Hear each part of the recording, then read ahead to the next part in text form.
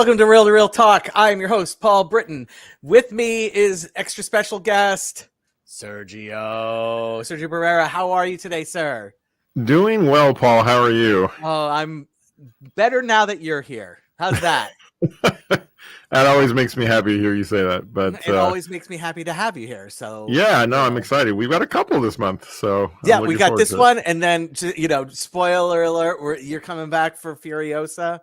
Absolutely. We were supposed to see that together, but yeah, we were. Your plans got changed. So in fact, the class that I started this week was the one that took over the class I was supposed to do in Florida. So dang it. Yeah, darn it all. Oh, well, that's okay. Yeah. You're here today, though, to talk about Kingdom of the Planet of the Apes. I am.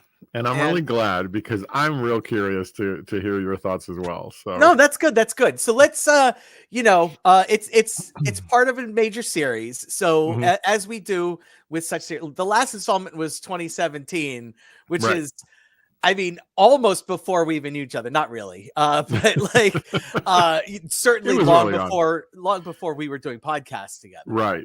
And obviously the first film was starring Charlton Heston and was made in 1902. So let's start from the beginning. Like, what's your history with the Planet of the Apes mega saga? 10 films. So, well, I mean, obviously, growing up, it was fascinating to see the Charlton Heston films and the films that followed. Yeah. Because they were so unique. Right. I can't say that I saw them when they came out, but I was still relatively young when I first got exposed to them. And, one of the things that has always made it a favorite of mine is just the concept, just the thought that this could be how things would have been or could be. And it was fascinating, plus as the older movies went on, it got to be, a little darker and, much more political as each subsequent movie came out. And so I would say that the original, the first, is still the one that will be, out of all the movies, my favorite because it's a classic. It's an absolute classic. Yeah, it's a must viewing. Like for the kids out there, the 5 original movies had heavy exposure to people because this is pre-cable, okay? Right. So back when you had your 3 major networks, ABC, NBC, CBS, and then you might have like 1 or 2, if you were in a huge major metropolitan area, 3 maybe 4 UHF stations. The UHF stations would just show whatever, right? And because there were 5 movies, it was really easy for a UHF station to say, this Saturday is Planet of the Apes Saturday. Absolutely. And so you just have all 5 movies for 12 hours or however long it would be with the commercials thrown in. So you had heavy. This was one of those few franchises that you had heavy exposure to. You couldn't escape it. Yeah, and the first one was really good, and for whatever reason, and I am now finding out that people there were later ones in the series that people connected with and liked. I just remember seeing the second one and being like, oh, this goes downhill, and I think I just stopped after the second one. I don't know that I've seen any of the ones after the second one because I didn't really care for the second one. And then what's his, oh my god, Beetlejuice guy, Tim Burton came and did his thing. We'll just hop over that, and now we have the reboot, and this is the reboot where we're at right now. And were you in from the beginning on the reboot? Where were you? Yeah, no, absolutely. This would have been 2011. I'm looking at my list. And no, absolutely. I actually was one of the few that with the Tim Burton one was pretty okay with it, but it doesn't stand up on rewatch. Right. So by the time 10 years later we get the first Rise of the Planet of the Apes, I was skeptical, as one might be. Yeah. But pleasantly surprised. I mean, I really thought, okay, this is because now we're working with that facial recognition technology. Right. Andy Serkis is who he is, and we're off to the races. And so the visuals on that first film and the story, which was kind of tough for me because I know you know this, but Alzheimer's runs in my family, and so it was one of those things where it had a human element story that was really, really relatable. And so right from the outset, I appreciated the few of the reboots that are successful in capturing the imagination of those who'd never seen the previous ones, and also, of course, in our case, that we at least had experience with a few of them. Right. And it's interesting because it was huge when it came out. Like it did really, really well. It was very, very popular. And I was just out on it from the get. Like I did not see it in theaters. And why? Okay. Because it had James Franco in it. And that's it. Like that's literally it. It's just Sure. I at that point I knew I don't like James Franco. Gotcha. I'm going to go into this movie, and no matter how good it is, he's going to poison the well for me.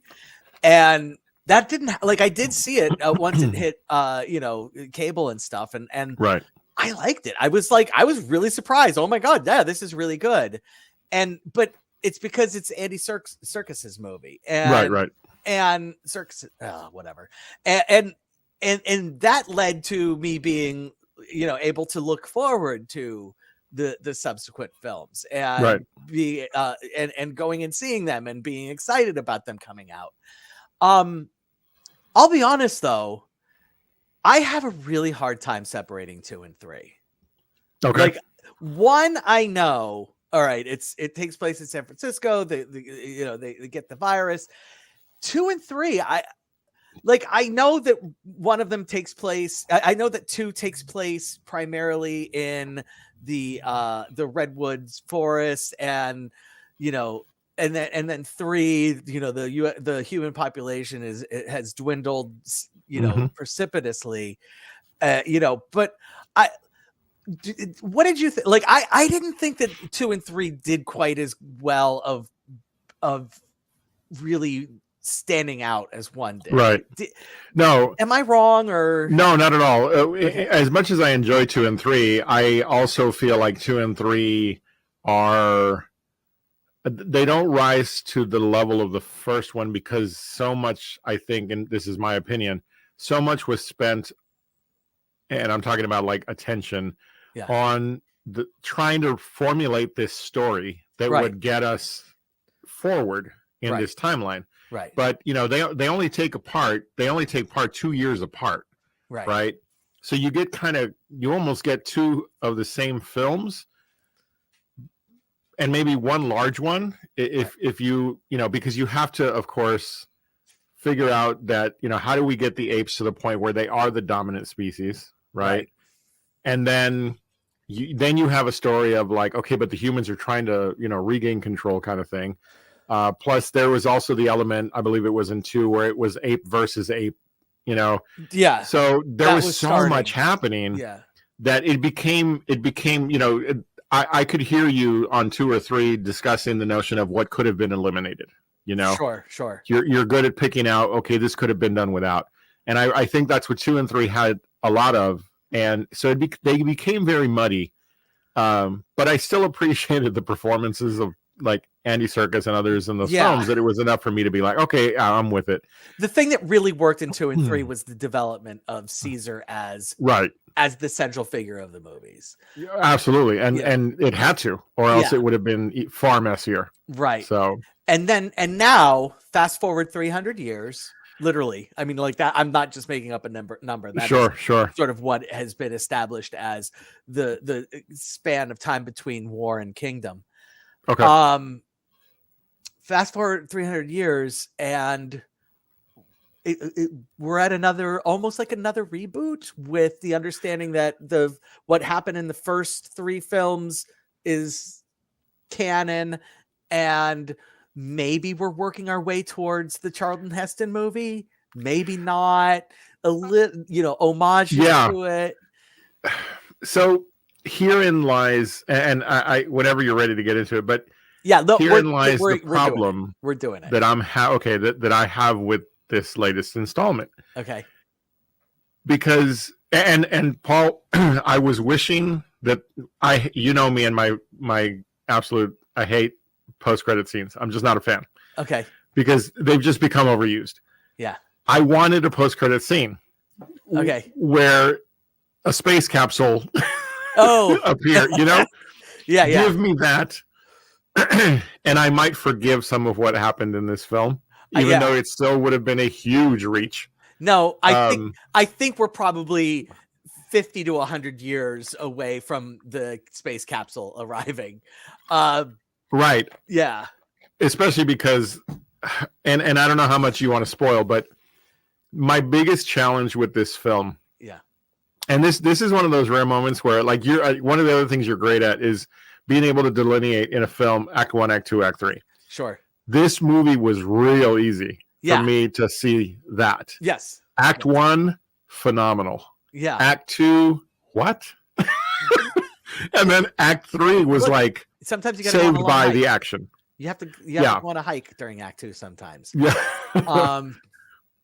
So okay, so let's do it. I'll do a quick recap of what's going on in this movie. Sure. So fast forward 300 years, we find it's called a clan. So we find a clan of all chimpanzees. So we know from the prior 3 movies, all apes have had non-human apes have had their intelligence lifted, while humans are being negatively impacted by a virus.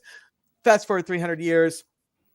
We don't see any orangutans right at the beginning. We don't see any gorillas. This is just a clan of chimpanzees, and they're living on, like they have clearly built up their own society. Really, they're this microcosm of a society where it's obvious they don't have a lot of outside contacts. Like they're, you find out very quickly that they really put an emphasis on staying close to home. And they've basically built up, a vertical, society on, these old power towers, and they have domesticated falcons or hawks, and they, eagles. They were eagles, but not bald eagles. They have domesticated eagles, and they, they value their relationship with the eagles very deeply.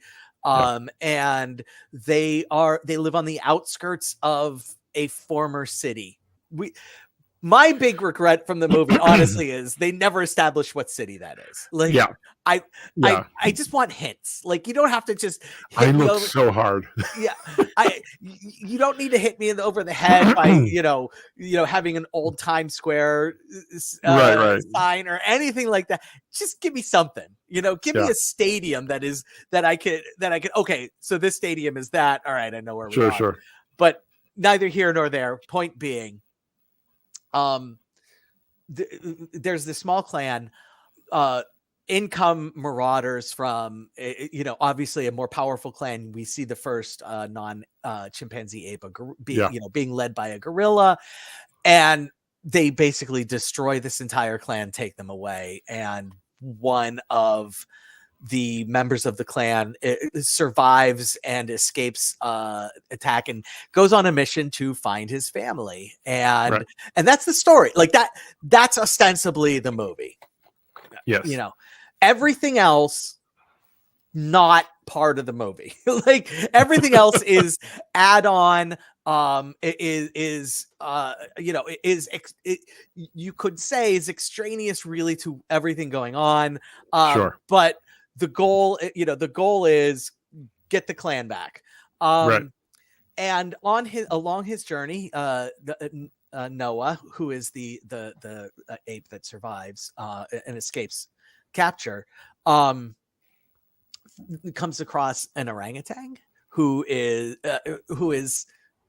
sort of like a wise member of a like an studious what do they call them where the monks go? The word is escaping me, but like Tibetan monk. like kind of thing. yeah, but there's like you know, not, I can't have Enclave in my head, but it's not that. Oh, Anyway, it's, you know, there, you know, he is the last remaining member of this, you know, school of right, basically like Caesar scholars, right. essentially, is what Yeah, is what he is. And then the two of them encounter a human who for a while we believe is you know, one of these sort of mindless, you know, human cattle, you know, is right. really what humans are for the most part. It's these are, you know, most of the They're humans, feral humans. yeah, most of the humans at this point have lost the ability to speak and have lost the ability to you know, Right, reason beyond, you know, just basic survival. um this person is clearly a little different. We don't know that until we very briefly encounter, you know, a herd of humans. right. And that's part of that. You mentioned one of the things you had a problem with right off the bat. The humans are really a secondary character in this movie, and the brief, the you know, the brevity with which they deal with the you know, humans as they exist today, it's curious. And I don't even know how to wrestle with it. Like, how do you Right. feel? The challenge for me on that was the trailers made it seem as if it was going to be more about how the apes now are treating humans. Right, That there was going to be some form of story around that right, central theme. right. The feral, I'm going to refer to them as feral humans. The feral Sure. humans appear for maybe 10 minutes max. No, if you that's include, no. and that's being 3 generous. minutes. It's 3 minutes. Well, max. and I'm talking about if you include the sequences of the chase and, you know, everything that sort of took place from that point. Okay. But the problem I'm having isn't just the brevity with which they're introduced. It's the absolute contrast with what we then find out about other humans. Right, right. Because make Now a decision. okay, hold on, pause. Right. Hold on. And I'm not going to go too deep into it. Oh, I don't have I'm my just spoiler alert. Oh, it's way up there. Huge mega spoiler alert with yeah, this. if you haven't seen it. So you know, we are now in spoiler alert territory. So and we have to, if I can truly speak to why I believe this film falls short. Right. Because you're asking me to, like, my mind was like, okay, all right, so we finally see the humans.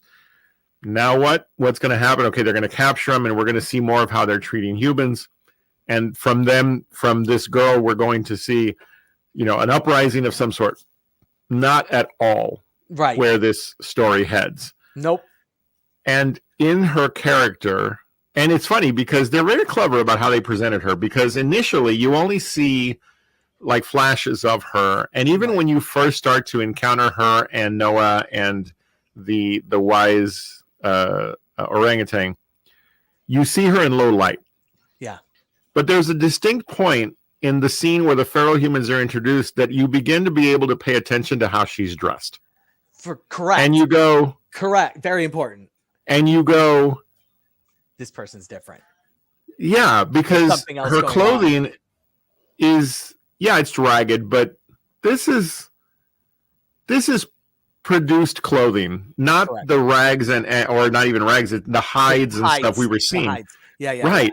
And so it was very jolting, and immediately I knew they're gonna take us on a ride that I'm not gonna be happy with, because it's gonna become, well, exactly what it became. Right. And if we listen, it said 3 generations at the top of the film. I was thinking... It didn't say 3 generations. It said many generations. Like, it didn't give a number. Okay, yeah. The generations to me are 30-year segments. So I was being conservative, and I was thinking 100 years past, this is still a reach. Yeah. Let's say, I mean, if it is 300, and I'm okay with that number. It's 300. It's an even bigger reach, because there's an issue here that you're asking me to swallow, that is that there's these 2 castes of humans that are so far apart. Yes. how? Right? That's the leap I had to make. Yes. And My bigger question is how, for as long as they have been, how has the one class been able to be right? You know, forget. I get the ferals. I get it. Like that's that. the more natural progression. That doesn't require a huge leap. It's the other class that requires a huge leap, and it's lacking. But and unfortunately, this forces me to say, okay, but that's not the story. Like that, and that's one of the problems with the movie. That's actually not the story of the movie. Like, but they tried so hard to make it the story. It's in the movie. It's part of the story, but it's not. The story is Noah. The story is Apocalypto. If you've ever seen it, I don't know if you have, but this movie is Apocalypto. It's Apocalypto on the Planet of the Apes. That's what it is. Okay. So, and I'm sure Apocalypto is a play on some other kind of movies, much like, the A Bug's Life is the Magnificent Seven with bugs, and Magnificent Seven is the Seven Samurai. I'm sure Apocalypto has, a prior movie that it is based off of that. Even with my knowledge of film history, I don't know what that original movie is. I would like to see it. I don't know what it is, but this movie is Apocalypto. That's literally what this movie is. Sure. And so, it's like, I know that you're trying to build a franchise here.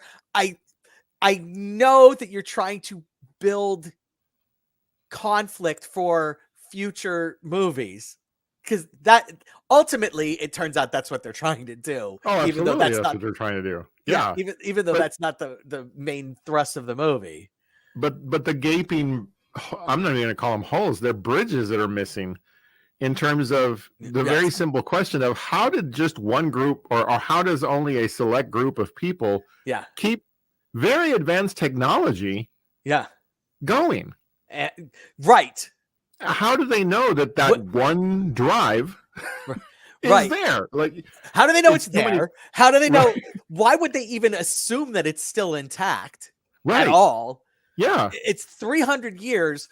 I understand. You look at what the Cubans have done with cars for the past 75 years. I get it. Like there are ways to MacGyver the shit out of this stuff. I get it. But at some point, it's not going to work out. Power runs out. Yeah. Let's get back to the film at hand and not the films that the film at hand is trying to build. I really like Noah as a character. Oh, I'm just gonna say it. I like Noah as a character.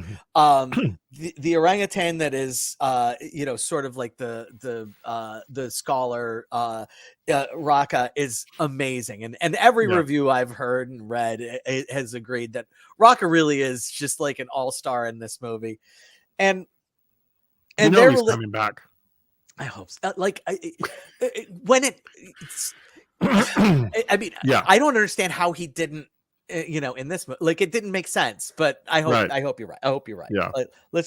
I hope you're right. But they didn't bring him. It didn't anyway. Okay. But I really like Noah, and I like the movie that they're telling in that, and just in that, look, in 300 years, you give a society an opportunity to develop in 300 years. And it starts out as a primitive society, because, in spite of Caesar having access to more advanced technology, as a society, it's primitive just because they're trying to establish laws. You have to start from square one, and they're starting from square one. And honestly, I'm really comfortable with where they are 300 years in. People are clanning up.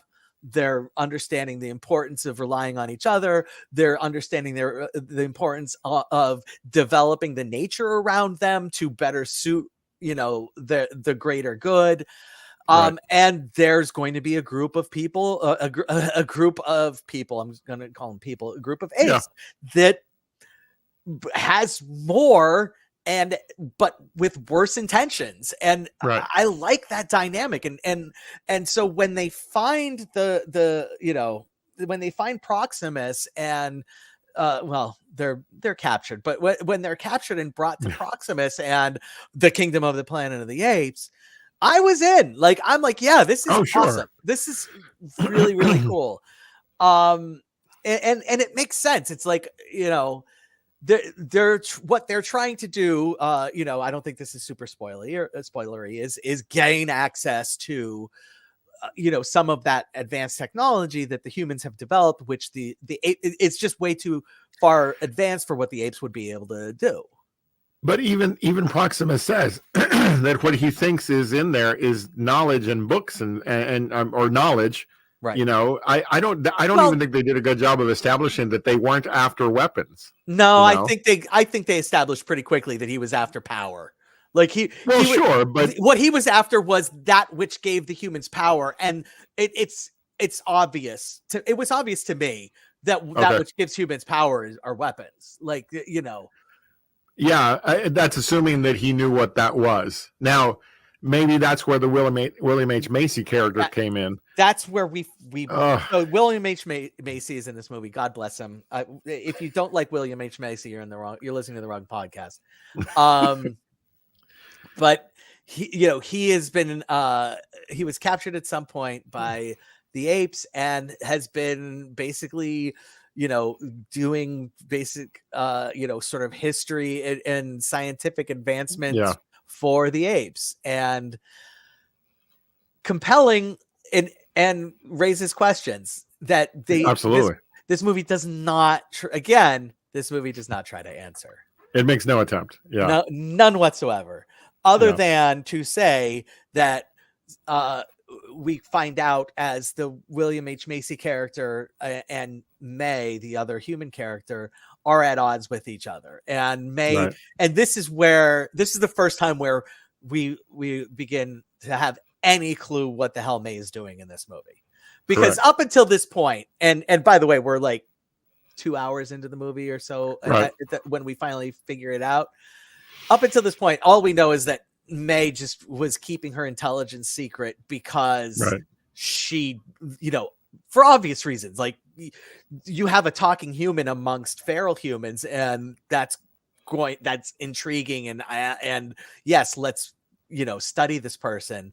But now it's like, oh wait, she really fucking hates apes, and William H. Macy is helping apes, and she doesn't like that. And so what is she up to? Right. And I think they leaned too hard into showing us in this first film what she was up to. Right. And not enough. I would rather it had been kept a mystery. Interesting. Unfortunately, though, the egg that Proximus is trying to crack is central to the kingdom of the Planet of the Apes, and is also central to what May's up to as well. Absolutely. Which is fine, as long as you don't ask a question, as long as you just kind of accept that there are no answers beyond, No, you're absolutely right. The film, the film relies too heavily on the audience just going, okay, yeah, but look how cool the action is. Look how cool the CGI. I mean, but I'm sorry. I as much as I love a good action film, I need things to make sense. And I'm going to be honest with you, Sergio. I think you and I have a different feeling on this movie, because I didn't mind it as much, because as I said in the opening salvo of this movie, I really liked the central story and the stuff going on around it. I was able to just, I was willing to just be like, oh, okay. Yeah. Which is not normal. Right. And how we approach and I will tell you why I was able to do why I did it. And there was a reason, is because you had to establish Noah. Okay. That the most important job of this movie was establishing Noah. And the filmmakers felt the need to not just establish Noah, but also this is, the ball is at the top of the hill. Rather than just let the ball sit at the top of the hill, establish Noah up there, they decided they wanted to establish Noah at the top of the hill and also give the ball a shove down the hill. Gotcha. And it's not, they didn't push it all the way down the hill, but they felt the need to let us know there's another ball up here and we're pushing it down the hill. Gotcha. And I, as much as I agree with you that there was no need to establish that there was a ball up there, and there was really no need to start pushing on that ball, I get it. I understand. Yeah. They want to save some storytelling time, some setup, some plot exposition, really important plot exposition before the next movie. I guess I can't begrudge them that entirely. I don't know. No, I understand that. There isn't any lack of curiosity on my part to see what's next, right? Because I think overall the filmmakers did a very good job of telling a compelling story. Right. I just felt like there's too many things that needed to be at least kind of explained. You didn't have to give me the full dope, but where I finally was taken out of it. Oh, okay. And I had to make my way back on my own because I really did enjoy the last few scenes of the film mostly. Yeah. Except for one big thing. And this was at the end. It was fine. This is where I was like, okay, I think I'm back. And then this happened, and I was like, oh. And it was the satellite array. Okay. Again, though. Yeah. So much. I would rather that have been maybe the start of the next film. Yeah. Or a post-credit scene, maybe. maybe, yeah. But again, I'm not saying that I didn't enjoy this film. I did. Yeah. The first hour for me is a winner. Like, I loved the first hour. Absolutely draws you in. I really did love the first hour. It's just, I think it relied too heavily on things it didn't need to. Right. To try to get to the 2 hours and 25 minutes. This could have been a 2-hour film. Yeah. If it had just been about Noah regaining his family, Yeah. So, but they're interesting choices.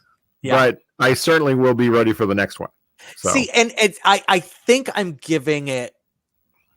I'm giving it because I did enjoy the first the first trilogy. We'll call this. This is going to probably be the Noah trilogy. The first one was the Caesar trilogy. Oh, sure. I could see that. I am willing, because of the success and the decency with which they treated Caesar in the Caesar trilogy. I am willing to give them leeway and accept that all of these things that we have questions about are going to be I hope they know they have to address them in the next Yeah. And they have to address it. Like I agree. There is far too much flippancy with which they treat it for them to not understand they need to address it. Absolutely. Now, here's the big question, and I think it's the big question of the movie, outside of the actual plot, is have the humans lost their humanity completely? Maybe that's where the next level of exploration is going to be in this series, because there was that whole sequence, like I said, with the children's book, right? And it's very clear what they're trying to establish, and I appreciated that moment. I did, I did too, because at least it gave me more. It gave me more of a feeling that May, like what I suspected of May, was true. Okay. Yeah, and I wish it wasn't. I almost feel like they did her character dirty, because the reality is that they don't develop her remotely enough, and the development that they do give her lets me know that she is far less a good person than the villain. Like far less a good person than a villain. And in a different direction, they almost Dune 2'd her, because the way Dune 2 left Zendaya's character, the name escapes me, and almost, it elevated her with May, it diminished her because you had to go, oh, she's not. This is right. okay. All right, And she's not who she makes her to be. The important thing to remember is, as we mentioned, we don't know anything about her. We know Correct. literally nothing about her until we're about 2 hours into the movie. Right. So it's not even that they did a poor job of developing her. They do not develop her, At all. at all. Yeah.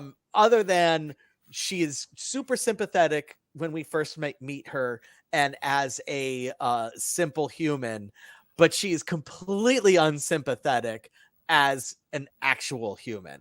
Right. And if this is your avatar for humanity, oof. Right. Oh. But I really think that's the hook they tried to create in the last few minutes of this film. Right. Because again, to your question earlier, where do the humans stand in all this? And it's very obvious. Yeah. At the end of the film, where the humans stand.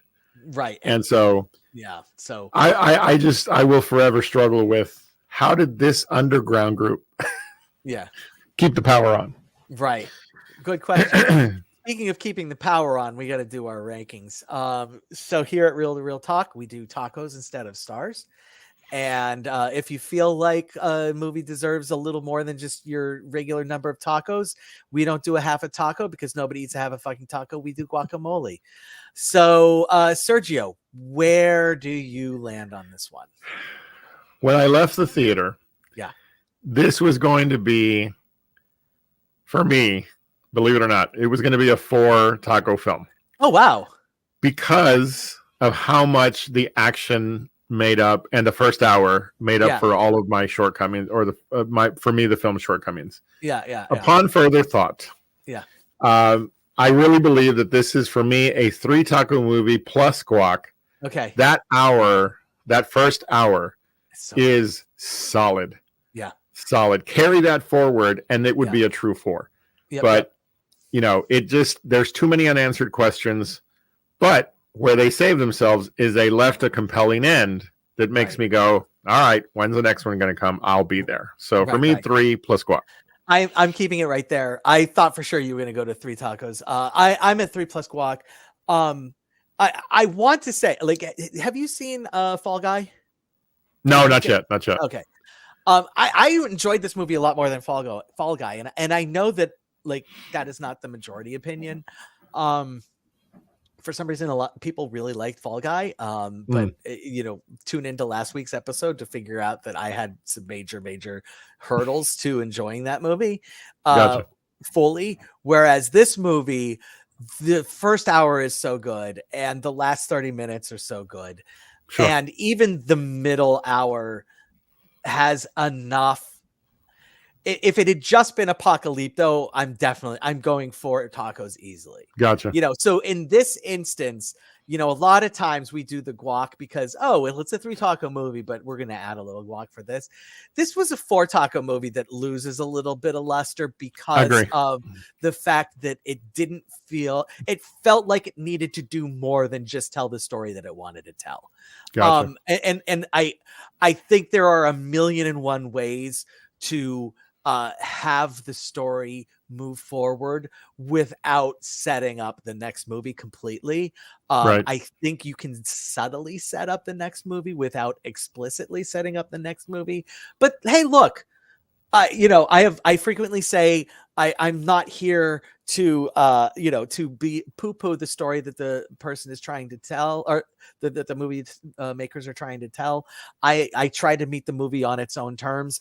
I would say to the story makers, well, maybe just tone it down a little bit, and if you really don't want to get into the whole human thing, don't introduce them at all. Because what you've given us is underdeveloped, and while it is a hook, we don't need that character to hook it. So William H. Macy's more than enough, honestly. True. So good point. Good point. 3 tacos plus guac. We are in agreement on our